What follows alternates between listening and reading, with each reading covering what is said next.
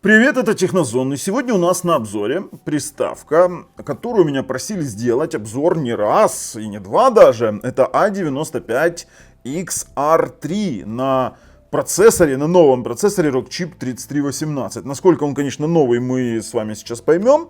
Вот такой вот он в коробочке приехал. Распаковки отдельной не будет. Сейчас мы его откроем и так, для того, чтобы мы не тратили на это время.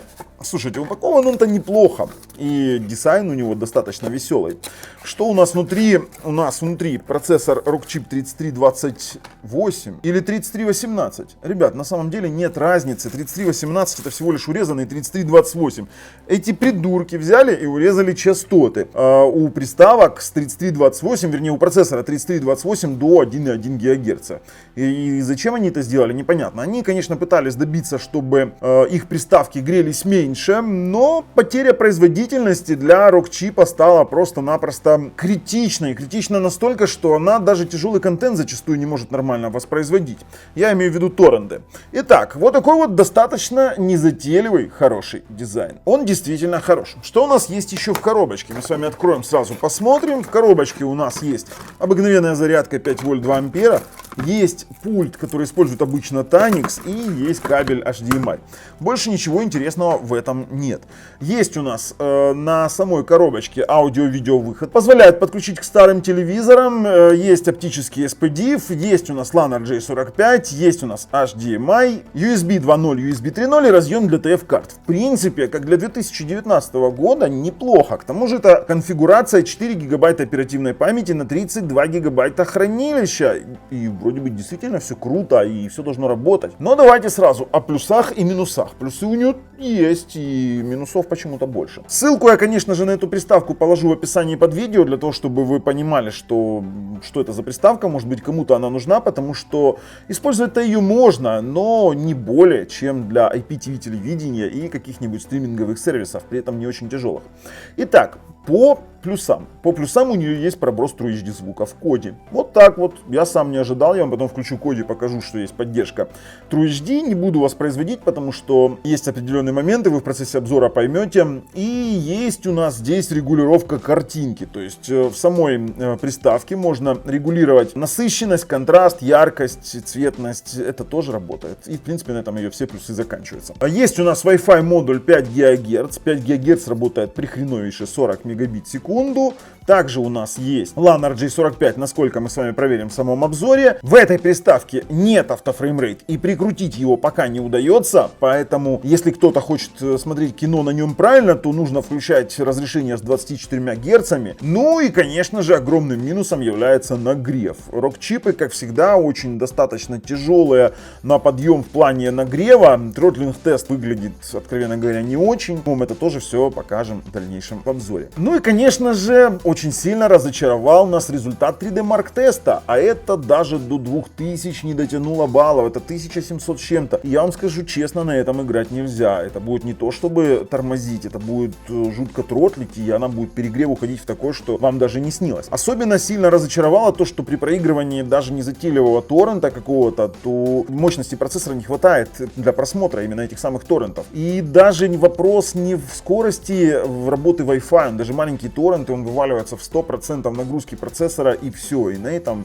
в принципе, заканчивается вся прелесть этой приставки. Вы можете посмотреть там какой-нибудь 4К кино онлайн, сильно пережатое, тогда она чего-то еще покажет. Конечно же, пытались китайцы сделать и по-хитрому. Они пытались в CPU-мониторе подменить на температуру батареи. CPU-монитор показывал 26 градусов. Сразу закрадывается какая-то у нас такая себе, знаете, закрадывается подозрение, такое себе, знаете, подвох в чем-то. И подвох действительно есть. Мы нашли в настройках этой самой приставки внутреннее информационное меню, которое отображает загрузку процессора, отображает нагрев, и там вы увидите всю правду. Ну, конечно же, мы уже достаточно много всего рассказали, будем откладывать, переходить к обзору, но перед тем, как перейти к обзору, хочу вам напомнить, что у нас на канале разыгрывается вот такой вот Sapphire Nitro Plus. Обалденный Radeon RX 590, игровая, крутая 8-гигабайтная видеокарта на 256 бит, и все условия там вот внизу в описании под видео. Ну а также Также в описании под видео есть огромное количество различных приставок, которые мы обозревали, которые мы советуем к приобретению. В отличие от этой,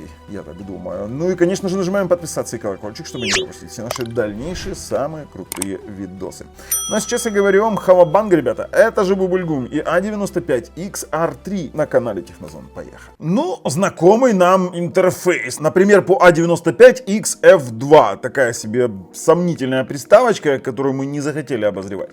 Конечно же, хочется отметить, что здесь работает Netflix клиент. Правда, он даже не HD качества, это какой-то UG. Смотреть это в 480p практически нереально, при этом он еще и как-то себя странно ведет. Да, это даже не HD, хотя он воспроизводит. Если вдруг кого-то устраивает, что он будет смотреть фильмы в 480p, то милости просим. Поэтому Netflix клиент мы к плюсам не отнесем. Не является таковыми, потому что практически, это нельзя смотреть. Поехали, пройдемся с вами по меню, посмотрим, что у нас есть в меню. В меню у нас есть 5 ГГц, 24 ГГц, обязательно проверим, как я уже говорил. В настройках устройства, в дисплей есть единственный пункт HDMI с разрешениями. Она поддерживает до 4К, 2К, 60 Гц, тут как бы все в порядке. Есть у нас вот Advanced Settings, где у нас есть регулировка картинки, которая на ROG-чипах работает. Это действительно хорошо. Можно добиться достаточно неплохой цветовой температуры и, в принципе, получить хорошую картинку. Это действительно плюс. Мы вот с этим мы согласимся. Это плюс этой приставки. Об устройстве это A95XR3, версия Android 9. Это тоже, в принципе, неплохо. Есть Bluetooth хорошо, но какой смысл от него, если играть на нем, честно говоря, нельзя. По поводу звука. Вот звук он действительно пробрасывает. Сейчас я вам покажу это в коде, именно что у нас активировались все меню. Мы не будем проверять, потому что тоже нет таковой цели. По входам у нас есть HDMI цик, который вроде бы как работает и не работает, то есть он выключает, но не включает телевизор. Из коробки нам доступно 27 гигабайт хранилища и в принципе все. У нас есть Default Launcher в Advanced Settings и есть у нас еще Performance Dialog. Вот это то, что нам нужно. Сейчас у нас приставка показывает 65 градусов, 67, пожалуйста. Следим за вот этим вот Performance Dialog, это вот загрузка процессора. И дальше мы с вами определимся, что же она может и что же с ней будет. Поехали, мы с вами посмотрим в AIDA 64, что у нас есть. А есть у нас, кстати, температура уже 71 градус. А есть у нас платформа ROG-чип. Сейчас вернемся. И, как я и говорил, устройство RK3328, хотя процессор здесь 3318. Это просто-напросто приторможенный 3328 для того, чтобы он не так грелся. Но получилось у них это сделать или нет, мы с вами обязательно проверим в тротлинг-тесте. Также у нас есть CPU, это 4 ядра по 1,4 ГГц. Ну как бы меня вообще это удивляет. Если зайти в сеть, то мы видим, что здесь достаточно посредственный сетевой модуль, который обеспечивает скорость связи до 65 мегабит в секунду. Это 5 ГГц, это обидно, потому что, в 2019 году уже ставить и слабые модули, это вообще ни о чем. Температура. Вот здесь вот они, конечно, попытались смухлевать. Видите, батарея 2,6. И вот CPU-монитор ее считывает как температуру процессора. Тоже с вами сейчас будем разбирать. По кодекам там тоже, в принципе, все хорошо. Вот в этом не дать не взять. Давайте включим CPU-монитор, посмотрим, как у нас обстоят дела в CPU-мониторе. Он показывает 26 фиксированных градусов. И, казалось бы, это должно людей чуть охладить пыл, но мы видим, что температура у нас совсем другая. Хочется сразу же запустить CPU тротлинг-тест, дабы оценить, насколько он выдержит, непонятно. Настроим сразу с вами датчики термальные. И здесь у нас должны быть нулевые, потому что это как раз температура. Мы с вами видели в AIDA 64, что именно нулевой у нас идет SOC Thermal. Давайте хотя бы 15 минут попробуем сделать. Посмотрим. Стартуем. Конечно же, тоже веселый момент того, что они попытались сделать так, чтобы он не поддерживался. Он переворачивается. Но даже здесь видно, температура уже 78-79 градусов. Она жестко тротлит. Мы потом остановим с вами, посмотрим, что из этого выйдет. Вы знаете, вот температура приближается к 90. Я думаю, что это нужно останавливать, потому что, будет беда. Хотя, вот такая вот беда. Не все так плохо, казалось бы. В принципе, да, она тротлит. Мы понимаем, что температура доросла до 90. Сейчас у нас 79, 80, 82, вот она там падает. Мы вышли из тротлинг-теста. И я думаю, что в принципе можно уже и мультимедийные возможности пробовать. Насколько это все хорошо или плохо работает. Ну и системных тестов нам осталось протестировать только спид-тест. 5 ГГц Wi-Fi пробуем. Это у нас, 12, 13 мегабит. И дело в том, что это подтверждается NetSpeed, то есть 13 мегабит на загрузку. Максимально, что у нас получалось именно получить на этой приставке, это 30, 35 до 40 мегабит.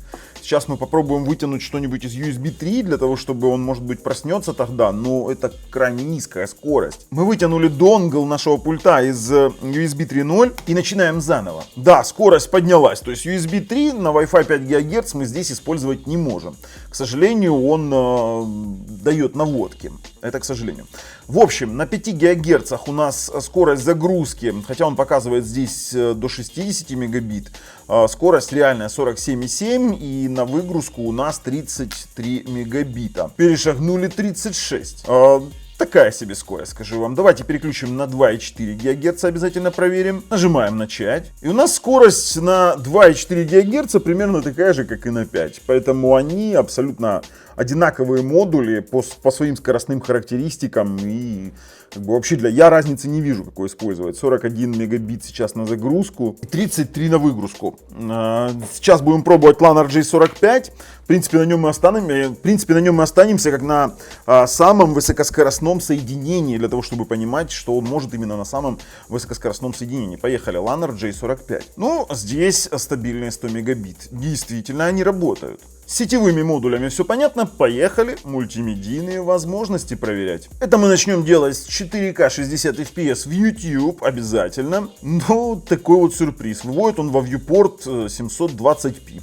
При этом мы сейчас подключены на LAN RJ45 и скорость должна быть очень высока.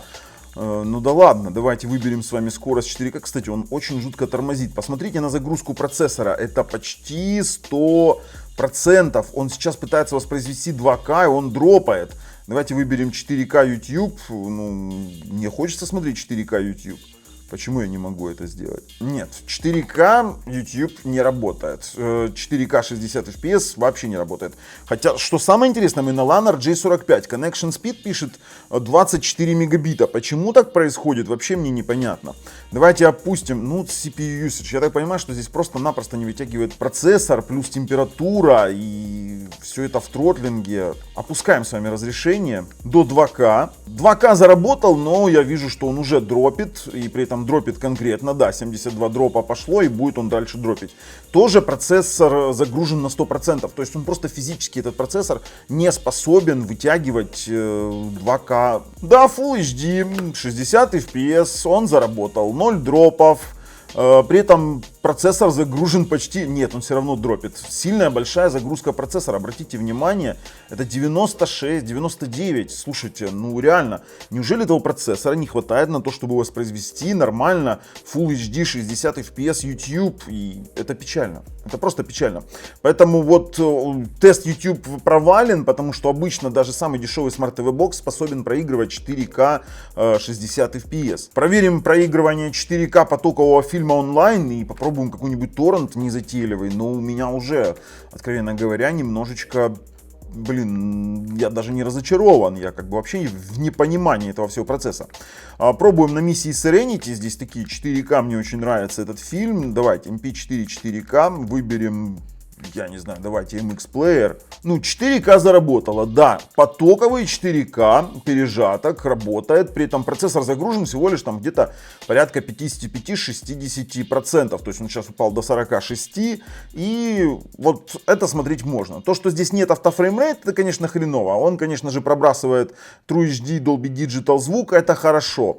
А вот есть ли смысл этого True HD звука, если вы не можете посмотреть торрент? Давайте попробуем, вот 22 гигабайта торрент, потянет ли он его через Tor Surf обязательно. Пошла пребуферизация, напомню, мы на LAN RJ45 сидим. Пошло вроде бы проигрывать этот торрент 22 гигабайта. И он пошел с такими лагами, это именно фризы. Это 4К на 22 гигабайта на сетевом LAN RJ45. Мы видим, что у нас, 98% загрузка процессора, 99% и 85% нагрев, 86 градусов, 87. А это значит, что он даже 22-гиговый торрент он не сможет проиграть. И это проблема.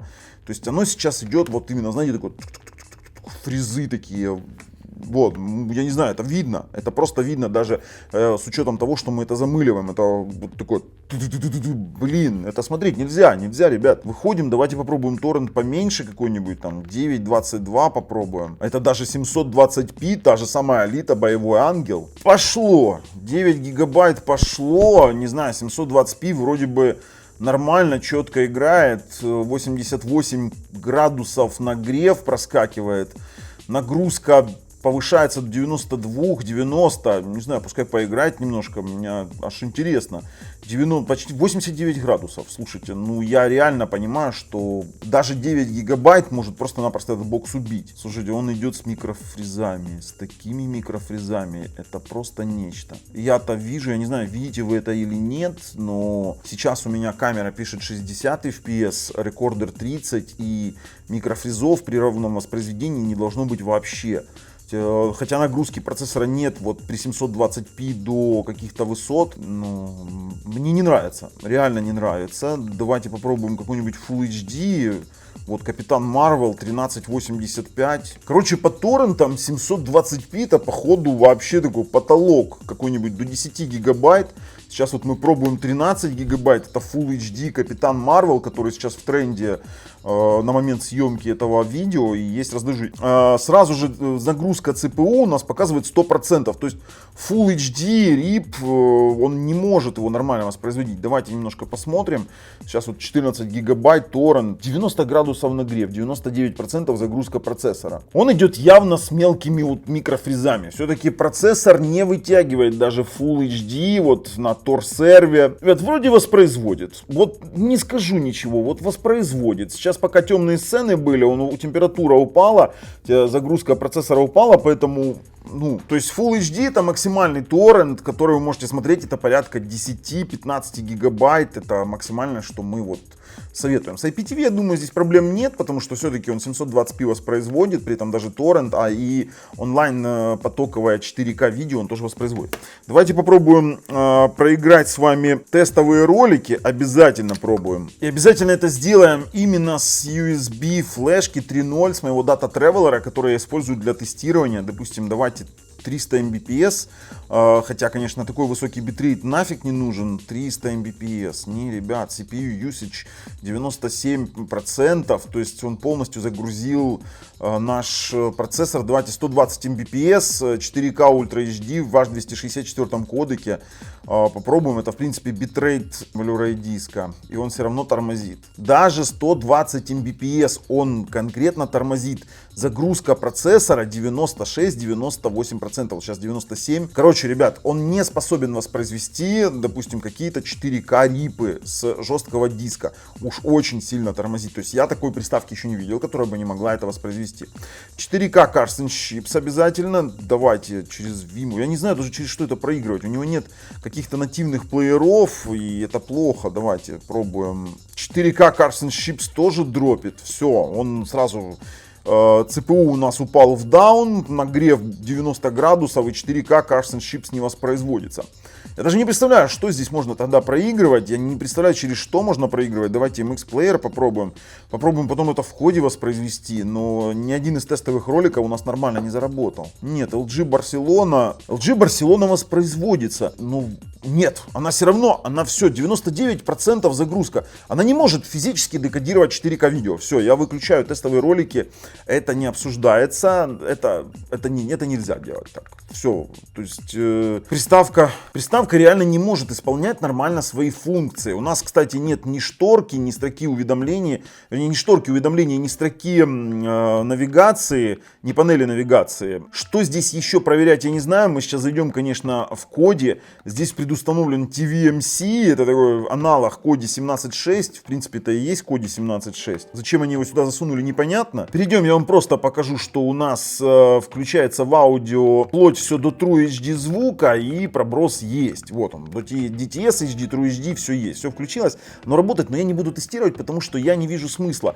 Мы не можем на этом Smart TV боксе нормально проиграть ничего. То есть, если вы даже скачаете какой-нибудь звук с DTS HD или с True, вернее, если вы скачаете какой-нибудь фильм хороший с DTS HD или с True HD, то вы все равно получите вот такое вот говно в виде ту-ту-ту-ту-ту, и оно вообще ничего не работает. Давайте попробуем тестовый ролик проиграть в самом коде, может быть он сможет, но у меня прям я расстроен. Jellyfish 120 Mbps, 4K Ultra HD через коде, и он все равно, нет, он все равно дропает. Все, ребят, это бесполезно, я готов прорезюмировать данное видео, и будем уже с вами делать резюме. У меня как бы все. Вот вы знаете, она не то, что не впечатлила, ну, это вот самый обыкновенный, непонятный для меня ТВ-бокс. Без автофреймрейт, без возможности шторки, без возможности навигационного строки снизу, с диким нагревом и тротлингом, при этом с достаточно посредственными модулями Wi-Fi, я не понимаю, зачем это вообще выпускать на рынок. Было бы это супер бюджет в $25, хотя, в принципе, она и стоит-то недорого, но был бы это супер бюджет в $25, она бы расходилась бы как горячие пирожки, при этом в прямом смысле этого слова. Ну а так, на момент съемки этого видео с такой прошивкой, с таким исполнением, данная приставка не является самым лучшим приобретением. И это официальное мнение канала Технозон и всей его команды. Поэтому, если вам нравится то, что мы делаем, то ставим пальцы вверх, если нет, пальцы вниз. Обязательно подписываемся. С вами был Bubble на канале Технозон и A95R3. До скорых встреч, ребят.